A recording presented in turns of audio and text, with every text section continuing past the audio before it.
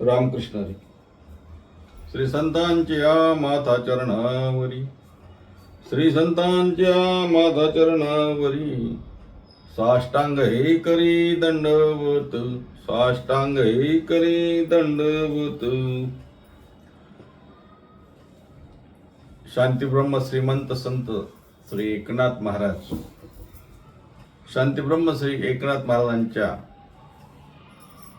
लघुग्रंथ असलेल्या आनंद लहरी या ग्रंथावरची ती आपली चिंतन मालिका, प्रवचन मालिका चालू आहे.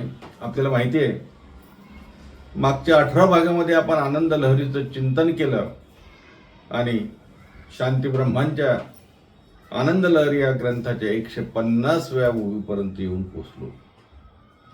आज आनंद लहरी या ग्रंथाचा समारोप त्यानिमित्ताने आपण करणार आहोत. 150व्या ओव्याचं चिंतन आपण जर त्याचा मागोवा घेतला तर आपल्या लक्षात येईल की या चिंतनामध्ये 18 भागामध्ये आपण विस्तृत प्रमाणामध्ये चिंतन करण्याचा प्रयत्न केला आणि आज 19वा भाग, आनंद लहरी भाग 19 म्हणजे समारोपाचा दिवस. नाथराय या उर्वरित 4 ओवीमध्ये काय सांगतात? नाथरायांनी मुळात या ग्रंथाला आनंद लहरी नाव का दिलं याचाही उल्लेख या पुढच्या 2-3 ओव्यांमध्ये आहे. अर्थात या 4 ओव्यांमधून नाथराय मोक्षाधिकारी कोण आहे याचं वर्णन करतात. मोक्ष मोक्ष मोक्ष जे आम्ही म्हणतोय त्याचे अधिकारी नेमके काय आहेत, कोण त्याचा अधिकारी आहे याचा उल्लेख या ठिकाणी आपल्याला झालेला दिसतो. सर्वप्रथम नाथरायांची 151व्या क्रमांकाची जी ओवी आहे ती आपल्या समोर ठेवतो आणि मग आपण हळूहळू पुढचं चिंतन करू. काय म्हणतात नाथराय 151व्या ओवीमध्ये? नाथराय म्हणतात, सकळा साष्टांग नमन, तुम्ही जावे सद्गुरूंची शरण, चुकवावे जन्म मरण, पावावे सुख मोक्षाची. जसं मी सांगितलं की नाथराय मोक्षाचा अधिकारी सांगतात. या ओवीमधून नाथराय आपल्याला विनवणी करतात. संतांचा स्वभाव असा असतो महाराज, संत महात्मे आपल्याला सांगतात, पुन्हा पुन्हा सांगतात, उपदेश करतात. कधी कधी रागावतात, उपदेश करून लोक ऐकत नाही, सांगून लोक ऐकत नाही, मग रागवण्याचा प्रयत्न करतात आणि मग रागवल्यानंतरही ऐकत नाही, शेवटी काकुळतीला येतात. नाथराय तर या ओवीमध्ये असं म्हणतात, सकळा साष्टांग नमन, सर्वांना मी नमन करतो, नमस्कार करतो, साष्टांग नमस्कार करतो. शास्त्राचा नियम काय आहे महाराज? कोणी कुणाला नमस्कार करावा हे सर्व नियम बाजूला ठेवून नाथराय तुमच्या आमच्या सारख्याला म्हणतात सकळा साष्टांग नमन. आपण एवढे मोठे होऊन गेलो का? नाथरायांनी आपल्याला नमस्कार करावा एवढे आपण मोठे आहोत का? आणि नाथराय एवढे छोटे आहेत का की नाथरायांनी आपल्याला नमस्कार करावा? पण नाही, नाथराय ते म्हणतात सकळा साष्टांग नमन. काय अर्थ घ्यायचा याचा? मी जसं सांगून गेलो की संत महात्मे तुमच्या आमच्या हिताचा विचार करून उपदेश करत असतात आणि तो उपदेश करत असताना वेगवेगळ्या पद्धतीने उपदेश करण्याचा प्रयत्न करतात. बरेचदा सांगतात की बाबा रे हरिमुखे म्हणा, हरिमुखे म्हणा. उपदेश आहे, उपदेश आहे की नाही? करा रे बापांनो साधन हरीचे उपदेश आहे. आणि मग ऐकत नाही म्हटलं, मग संतांना राग पण येतो महाराज. आपल्याला नाथरायांची भाषा माहिती आहे, शांती ब्रह्म असलेले नाथराय सुद्धा म्हणतात ना, काय माय गेली होती भूतापाशी. अरे तुझी आई काय भूतापाशी गेली होती का? हरी नाही मुखाशी अरे मूढा. ही सुद्धा भाषा आहे, ही सात्विक क्रोधाची भाषा आहे. एकनाथ महाराजांच्या हरिपाठावर चिंतन करत असताना आपण काय माय गेली होती भूतापाशी या अभंगावर आपण चिंतन केलं आहे. तो अभंग मुळात मला वाटतं 1-2 दिवस आपण चिंतन केलं होतं. भक्तीविना पशु कशाशी वाढला. काय हेल्यासारखा वाढला रे म्हणे, काय घोड्यासारखा वाढला, काय गाढवासारखा वाढ. नाव जरी घेतलं तरी अर्थ तोच आहे ना. भक्तीविना पशु कशाशी वाढला. सटविने नेला काही जा नाही अरे, घोड्यासारखा वाढला, हेल्यासारखा वाढला, असा त्याचा अर्थ आहे. मी का सांगतोय, नाथराय त्या ठिकाणी आपल्याला शिवी घालतात, रागावतात. तुकोबारायांनी रागवत का? तुकोबारायांनी शिवी घातली. तुका म्हणे नायकती बटकीचे, तुका म्हणे नायकती बटकीचे, तुका म्हणे नायकती बटकीचे. आणि बटकीच्या हो, ऐकत ना, रडाल पुढे जाऊन. पुढे शिंदळीचे रडतील, पुढे शिंदळीचे रडतील. तुका म्हणे नायकती बटकीचे, पुढे शिंदळीचे रडत. मी का सांगतो, आपल्या लक्षात आला का मुद्दा? संत महात्मे आपल्याला उपदेश करतात, कधी रागावतात, कधी शिवी घालतात. या ठिकाणी तर संत महात्मे आपल्याला साष्टांग नमस्कार करतायत. नाथराय म्हणतात सकाळा साष्टांग नमन. एक सांगू का, आपल्या नेहमीचं उदाहरण घ्यायला झालं बघा, एखादा चांगला गावातला नामवंत असा माणूस आहे, लोक त्याला मानतात आहे. मोठा मुलगा आहे, त्याला मुलगा कॉलेजला जातो, मुलगा बिघडला महाराज, प्यायला लागला, खायला लागला, नको ते करायला लागला, वडिलाची बदनामी व्हायला लागली. आणि मग वडील मुलाला समजवतात, बाबा रे असं करू नको, आपलं नाव काय, आपलं कुळ काय, आपलं गाव काय, आपला मान काय, आपला सन्मान काय, आपण कुठल्या कुळातले, अरे तू काय असं करतो रे, पिऊन कुठेही पडतो, काहीही खातो, कसाही वागतो, आपल्या घरी आहे देवाच्या कृपेने सर्व नीट वाग की, समजून सांगतो. मुलगा ऐकत नाही. पुढे जाऊन मग बाप मुलाला रागावतो, शिवी घालतो, मारायला जातो, तरीही मुलगा ऐकत नाही. शेवटी बापाने काय करावं महाराज? शेवटी बाप मुलाला म्हणतो, बाबा मी तुझ्या पाया पडतो रे, आता असं वागू नकोस. बापाने मुलाच्या पाया पडावं का? बाप या ठिकाणी मुलाच्या पाया का पडतो, त्याचं कारण असं आहे, मुलाच्या हिताचा कळवळा बाप जाणतो. आपला मुलगा चांगला व्हावा, मुलाचं भलं व्हावं. मुलगा चांगलं बोलून ऐकत नाही, शिवी घालून ऐकत नाही, मारून ऐकत नाही, तेव्हा बाप काकुळतीला येतो आणि मुलाला म्हणतो, बाबा अरे मी तुझ्या पाया पडतो, पण असं वागणं सोड. हाच भाव या ओवीमध्ये नाथरायांचे आहे. किंवा आणखी अभंग सांगू का, तुकोबाराचे वगैरे अभंग आहे. तुकोबारा सुद्धा म्हणतात, मी तुमच्या पाया पडतो, विठ्ठल विठ्ठल म्हणा, लागून या पाया विनवितो तुम्हाला. तुकोबारा पाया पडतात तुमच्या. अरे काय एवढे मोठे झालात का आपण? तुकोबारायांनी पाया पडावं. जसं मी बापाचं आणि मुलाचं उदाहरण दिलं, मुलाच्या पाया बापाने पडू नये, परंतु मुलाच्या हितासाठी त्या ठिकाणी बाप म्हणतो, अरे बाबा मी तुझ्या पाया पडतो, पण हे सोड. तसं तुकोबारे सुद्धा म्हणतात, लागून या पाया, तुमच्या पाया पडतो बापा हो, विनवितो तुम्हाला, तुम्हाला विनवणी करतो. काय करा?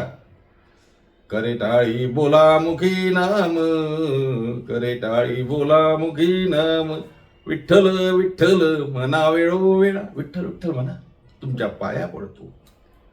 किती प्रमाण सांगू मी? आणखी प्रमाण सांगूच? बरं सांगतो. सकाळांच्या पाया माझे दंडवत. सकाळांच्या असं नाही, मोठ्यांच्या पाया पडतो, ब्राह्मणांच्या पाया पडतो, क्षत्रियांच्या पाया पडतो, वैश्यांच्या पडत नाही, पुरुषांच्या पडतो, बायांच्या महिलांच्या पडत नाही, श्रीमंताच्या पडतो, गरिबांच्या. सकाळांच्या पाया माझे दंडवत. सकाळांच्या सर्वांच्या पायाला माझे दंडवत आहे. मी एवढं विस्तारानं सांगण्याचं कारण असं आहे महाराज, नाथ या ठिकाणी असं म्हणतात, सकाळ साष्टांग नमन. सकाळांना माझं साष्टांग नमन आहे, सर्वांच्या पायाशी मी नमन करतो. नाथराय म्हणतात, बाबा रे तुम्ही जावे सद्गुरूशी शरण. कशासाठी नमन करतो? का मला काही दक्षिणा द्या म्हणून नमन करतो? काही माझ्या नावाने जमीन करून द्या म्हणून नमन करतो? माझं भलं करा, माझा सन्मान करा, मला चांगलं म्हणा म्हणून नमन करतो? नाही नाही नाही. नाथराय म्हणतात, सकाळ साष्टांग नमन, तुम्ही जावे सद्गुरूशी शरण. बाबो सद्गुरूला शरण जा, तुम्ही सद्गुरूला शरण जा, मी तुमच्या पाया पडतो, बाकी काही करू नका, सद्गुरूला शरण जा. सकाळ साष्टांग नमन, जावे सद्गुरूशी शरण, चुकवावे जन्म मरण, पावावे सुख मोक्षाचे. जन्म मरण चुकवा. जन्म मरण चुकलं पाहिजे महाराज, कारण अनेक जन्माचा फेरा करता करता आपण या नरदेहात आलो ना. मग आता तरी हा फेरा चुकला पाहिजे. महाराज वर्णन करतात, हिंडता गव्हाणे गा, किती जन्माचं फिरत आलो, हो फिरत आलो महाराज. आणि फिरता फिरता फिरता फिरता या नरदेहाला आलो. आता तरी या जन्म मरणाची खेप संपवी की नाही, का चालूच द्यायची? पुनरपी जन्म पुनरपी मरणम चालूच द्यायचं का? याच जन्माचे शक्य आपल्याला माहिती आहे. माऊली सांगतात, येण्याची शरीरे शरीराय नेसरे किंबहुना एर धारे चिरापडे, किंवा त्याची सरली येर झार, त्याची सरली येर झार, त्याची सरली येर. कुणाची येर झार सरते? जो सद्गुरूला शरण गेला त्याची येर झार संपते. म्हणून नाथराय म्हणतात, सकळा साष्टांग नमन तुम्ही जावे सद्गुरूशी शरण. आणि मग सद्गुरूला शरण गेल्यावर महाराज काय होईल? नाथराय म्हणतात, चुकवावे जन्म मरण, पावावे सुख मोक्षाची. जन्म मरण चुकवावं, जन्म मरण चुकेल महाराज, आणि काय मिळेल? पावावे सुख मोक्षाचे. मोक्ष सुख त्या ठिकाणी प्राप्त होईल. मी जसं सुरुवातीला म्हटलं, इथे मोक्षाचा अधिकारी महाराजांनी सांगितला. अनेक अभंगामध्ये अनेक ठिकाणी मोक्षाचे अधिकारी सांगितले की नाही? पंढरीचे वारकरी ते अधिकारी मोक्षाचे. तसं इथे मोक्षाचा अधिकारी कोण आहे महाराज? जो सद्गुरूला शरण गेला तो मोक्षाचा अधिकारी आहे. त्याला मोक्ष सुख प्राप्त होईल असं नाथराय सांगतात. पुढच्या ओळीकडे जाऊया. सद्गुरु मंत्र उपदेश तत्वता, मोक्ष तात्काळ पावेल त्वरिता, ऐसे असे यथार्थता, सद्गुरु समान नाही सत्यत्वे.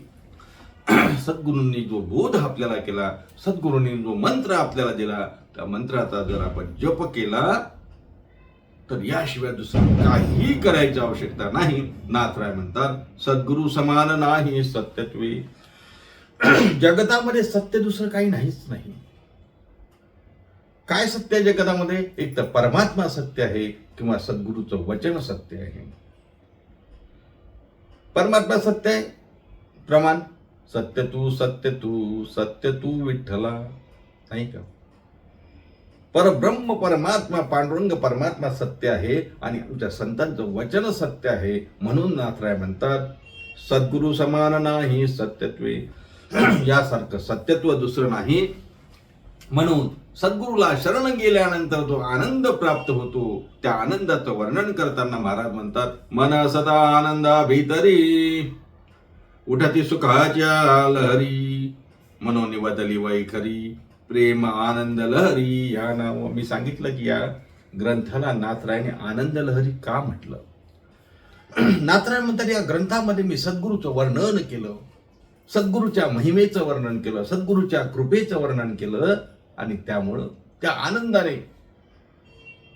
आनंदामध्ये मी डुबून गेलो, आनंदामध्ये मी रत झालो, आनंदामध्ये मी मग्न झालो. नाथरायांचा अभंग आपल्याला प्रसिद्ध अभंग माहिती आहे. नाथराय म्हणतात, अहो मी एकटा नाही, माझं पैठण नाही, माझा महाराष्ट्र नाही, माझा भारत नाही, हे जग नाही, अहो तिन्ही लोक अवघेची त्रैलोक्य आनंदाचे आता. इथे संकुचित विचार नाही. माझं नगर, माझं गाव, माझा तालुका, माझा जिल्हा, माझं राज्य, माझा देश नाही, जग नाही, माझं पृथ्वीतळ मृत्यूलोक नाही, तिन्ही लोक इथे आनंदाचे ज्याला अनुभूती येते ते नाथांसारखे सद्गुरू असतात महाराज. नाथराय म्हणतात, अवघेची त्रैलोक्य आनंदाचे आता, चरणी जगन्नाथा चित्त ठेले, माय जगन्नाथ बाप जगन्नाथ अनाथाचा नाथ जनार्दन. थोडस बारकाईने अभंगाकडे लक्ष दिलं पाहिजे. चरणी जगन्नाथ चित्त ठेले म्हटलंय, पण पुढे जाऊन नाव कुणाचं आलं बघा? माये जगन्नाथ बाप जगन्नाथ. आणि आमच्यासारख्या अनाथांचा नाथ कोण आहे? अनाथाचा नाथ जनार्दन. जनार्दन म्हणजे भगवान, म्हणजेच सद्गुरू जनार्दन स्वामी. नाथराय म्हणतात, अनाथाचे नाथ आहेत, आमचे सद्गुरू आहेत, त्यांच्यामुळे हा आनंद प्राप्त झाला. आणि मग सद्गुरूच्या कृपेचं वर्णन करताना, सद्गुरूच्या महिमेचं वर्णन करताना आनंदाच्या अनेक लहरी निर्माण झाल्या. म्हणून या ग्रंथाचं नाव आम्ही आनंद लहरी असं ठेवलं. नाथराय सांगतात, मना सदा आनंदा भीतरी उठती सुखाच्या लहरी, मनोनी वदली वैखरी, प्रेमानंद लहरी या नाव, म्हणून मी प्रेमाने या ग्रंथाला आनंद लहरी असं नाव दिलं. आपण या ग्रंथाचा जर थोडक्यात विचार केला तर आपल्या लक्षात येईल. आता आपण चिंतन ऐकलं असेल, ज्यांनी ऐकलं नाही त्यांनी जसा वेळ मिळेल तसं आपल्या चॅनलवरती जाऊन चिंतन थोडंसं बघा. प्रत्येक भागामध्ये आपण चिंतन करत असताना काही ओव्यांचा विचार केला. अभंगाचं म्हटलं, या ग्रंथाचं जर आपण असं थोडंसं वर्गीकरण केलं तर आपल्याला असं लक्षात येईल. पहिले 1 ते 9 ओव्या या मंगलाचरणाच्या आहेत. त्यानंतरच्या काही ओव्या ज्या आहेत 10 ते 36 या ओव्यांमध्ये नाथरायांनी सद्गुरूच्या कृपेचं वर्णन केलं. सद्गुरूची कृपा काय असते हे नाथरायांनी या ग्रंथामध्ये वर्णन केलं. 37व्या क्रमांकापासून तर 44व्या क्रमांकापर्यंत सद्गुरूच्या चरणाची महती महाराजांनी सांगितली. सद्गुरूच्या चरणाचा आश्रयित राहिलो तर आपण कसं बद्धतेतून आपण बाजूला होतो, आपले बंध कसे तुटतात,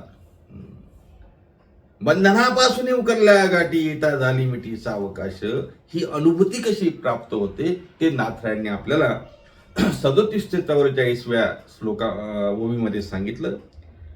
त्यानंतर मायेची करणी, माया काय आहे, दैवी शांगुण माई मग माया दुरत्या, या मायेचा विचार नाथरायांनी केला. त्यानंतर 51व्या ओवीपासून 54व्या ओवीपर्यंत आणि 55व्या ओवीपासून 59व्या ओवीपर्यंत 2 विचार आले. पहिला विचार करत असताना सद्गुरूच्या पुढे माया म्हणजे कशी मृगजळ आहे याचं वर्णन आलं. आणि त्यानंतर 55 पासून तर 79व्या ओवीपर्यंत मायेचा सूत्रधार कोण आहे, कोण आहे मायेचा सूत्रधार, ऐसा लागावी या माया सूत्रधारी, नाही का, देवानेही लाघवी माया निर्माण करून त्या मायेचा सूत्रधार देव आहे. निळोबाने सुंदर वर्णन केलं गवळणीमध्ये, ऐसा लाघवी या माया सूत्रधारी. अर्थात नाथरायणी नंतर 80व्या ओवीपासून विचार करत असताना 86व्या ओवीपर्यंत मनाचं मनपण सांगितलं. मनाच्या मनपणाचा विचार केला आणि त्यानंतर महाराजांनी गुरुभक्ताची जोडी सांगितली. सद्गुरूला शरण कसं जायचं हे सांगितलं. त्यानंतर 111व्या ओवीपासून 118व्या क्रमांकाच्या ओवीपर्यंत नाथरायांनी आपल्याला भगवंत सुद्धा गुरुला शरण जातो याची काही उदाहरणं दिली. प्रभू रामचंद्र श्री वशिष्ठांना शरण गेले, त्यांनी गुरु केले. भगवान श्रीकृष्ण सांदीपानी ऋषीला शरण गेले, त्यांनी सांदीपानी ऋषींची सेवा केली. हे सांगण्यामागचा उद्देश नाथरायांचा हा आहे की देवाला सुद्धा सद्गुरूला शरण जावं लागतं, त्याचं देवपण विसरून, असं वर्णन आलं. त्यानंतरच्या वर्णनामध्ये आपण विचार केला तर 119 ते 127 मध्ये महाराजांनी नामदेवरायाचं उदाहरण दिलं. नामदेवराय भगवंताजवळ असताना सुद्धा, जवळचे असताना, समीप असताना सुद्धा देव प्राप्त झाला तरी सुद्धा निर्गुण परमात्मा कळत नाही, खरं अध्यात्म कळत नाही, खरं शास्त्र कळत नाही, म्हणून गुरुला शरण जायला सांगितलं. नामदेवरायाने विसोबा खिचरांचा दृष्टांत नाथरायाने तिथे दिला. त्यानंतरच्या बाकी ओवीमध्ये 150व्या ओवीपर्यंत श्री गुरुची अगम्यता वर्णन केली, श्री गुरुचं महिमान वर्णन केलं. आणि 150 ते 154 हा जो समारोपाच्या ह्या ज्या ओव्या आहेत या ओव्यांमध्ये मोक्षाचा अधिकारी सांगितला. नाथराय म्हणतात तुम्ही मोक्षाचे अधिकारी आहात, तुमचं ते क्वालिफिकेशन आहे, तुमचं ते एज्युकेशन आहे, तुमचं ते शिक्षण आहे, तुमची ते पात्रता आहे. पण काय करावं लागेल, तुम्हाला सद्गुरूला शरण जावं लागेल. मी बाबांनो नमन करतो, साष्टांग नमन करतो, तुम्ही सद्गुरूला शरण जा. आपण विचार करून आलो. त्यानंतर नाथरायाने सांगितलं आनंद लहरी मी का म्हटलं. आणि मग 53 नंबरच्या ओळीमध्ये नाथराय म्हणतात एका जनार्दनी एकनाथ, एक मनती विश्वभरित, तो होऊनी कृपावंत, प्रेमे आनंद लहरी वदविली. शेवटची ओवी 54व्या क्रमांकाची. नाथराय आनंद भरीत होतात. नात्र आनंदाने डोलायला लागले, नात्र आनंदामध्ये विरुड गेले. नाथ त्या ठिकाणी म्हणतात, या होऊनी कृपावंत, तो होऊनी कृपावंत. कोण कृपावंत झालं? सद्गुरू माझे कृपावंत आहेत महाराज, कृपाळू आहे. जसं आपण म्हणतो ना, कृपाळू उदार माझा ज्ञानेश्वर. ना माऊली ज्ञानोबा आहे, कृपाळू आहे, उदार आहे. तसे आमचे जनार्दन स्वामी कृपाळू आहे, उदार आहेत. ते कृपावंत झाले आणि त्यांनी कृपावंत होऊन प्रेमानं माझ्याकडून आनंद लहरी हा ग्रंथ वदवून घेतला. मी स्वतः बोललो असं नाही. बघा, संत महात्मे आहे ना, नम्रता किती असते बघा. माऊली ज्ञानोबाऱ्यांनी 9,000पेक्षा जास्त ओव्या लिहून ज्ञानेश्वरी लिहिली. आणि कशी लिहिली, काय सांगितलं? येथ माझे उरले पायिकपण. धर्मकीर्तन सद्गुरू तुमच्या कृपेनं सिद्धीला गेलं, धर्म करताना सिद्धी गेले. आणि माझं काय उरलं? पायिकपण उरलं. ही माऊलींची भाषा आहे. तसं नाथराय म्हणतात, मी बोललो नाही, मी सांगितलं नाही. सद्गुरू आपण माझ्याकडून वदवून घेतलं. कोणी कृपावंते प्रेम आनंद लहरी वदविली. नाथराय म्हणतात, सद्गुरुनाथांच्या कृपेने एका जनार्दनी एकनाथ एक मनती विश्व भरित तो होऊन कृपावंत आयुष्य आनंद लहरी वदविली. माझ्याकडून आपण आनंद लहरीशी वदवून घेतली. ही तिसरी आनंद लहरी समाप्त. श्रीकृष्ण अर्पणमस्तु. नाथराय म्हणतात, अशा प्रकारे मी आनंद लहरी माझ्याकडून सद्गुरुनाथ आपण वदवून घेतली. नाथरायांकडून वदवून घेतलेली, जनार्दन स्वामींनी वदवून घेतली आनंद लहरी आपल्यासमोर घेऊन येताना आणि त्यावर चिंतन करण्याचं धाडस मी केलं. तेही नाथरायांच्या कृपेने आणि आपल्या सर्वांच्या आशीर्वादाने आणि शुभेच्छाने. खरं म्हणजे आनंद लहरीवरचं चिंतन हे नवीन आहे. काय होते, बरेचदा आपण ज्ञानेश्वरीची प्रवचन ऐकतो, गाथ्यावरची प्रवचन ऐकतो, भागवत ऐकतो, रामायण ऐकतो, परंतु मला असं कुठे दिसत नाही की आनंद लहरीवर प्रवचन झालं, शुकाष्टकावर प्रवचन झालं, चिरंजीव पदावर प्रवचन झालं. नाथरायांचं महाराज वाङ्मय खूप चिंतनीय असं वाङ्मय आहे. कुठेतरी माझ्या मनात असं आलं का आनंद लहरीवर आपल्याला चिंतन करता येईल का? आपण ते चिंतन चालू केलं. आपण मोठ्या प्रेमाने ऐकलं. आणि किती लोकांनी ऐकलं मला माहिती नाही. किती लोक ऐकतात, किती लोक ऐकत नाही. पण ज्यांनी कोणी ऐकलं असेल त्यांना नक्कीच नाथराय आनंद लहरी त्यांच्या जीवनामध्ये निर्माण करतील याची मला खात्री आहे. आणि हे आनंद लहरीवरचं चिंतन करत असताना हे चिंतन, जे चिंतन करत असताना जे काही चांगलं निघालं असेल ते नक्कीच संत महात्म्यांचं आहे, माझ्या आईवडिलांचं आहे. खरं म्हणजे जे चुकलं असेल, जे चुकवून काही चुकीचं निघालं असेल ते माझ्या अल्पबुद्धीचं आहे, हे मी तर मान्य करतो. त्याच्यामुळे जे घेण्याजोगं आहे, खरं सांगू का, आनंद लहरीचं चिंतन सर्वच घेण्याजोगं आहे. पण तो माझ्या वाक दोषामुळे, काही माझ्या वाचीच्या दोषामुळे काही चुकून काही निघालं असेल तर ती चूक माझी आहे. आणि जे बरोबर असेल ते संतांचं आहे, आईवडिलांचं आहे. झालेली ही सेवा, आनंद लहरीची सेवा आपल्या जीवनामध्ये आनंद निर्माण करू अशी एकनाथ महाराजांच्या चरणी प्रार्थना करतो. नाथरायांना आपण सर्वजण शरण जाऊया. शरण शरण एकनाथ, शरण शरण एकनाथ, शरण शरण एकनाथ, शरण शरण एकनाथ. पायी माता ठेविला नका पाहू, गुणदोष झालो उदास पायाचा. आनंद लहरीवरचं चिंतन आपण इथेच थांबू. समारोपाच्या निमित्तानं सर्वांना नमस्कार. लवकरच आपण भेटणार आहोत.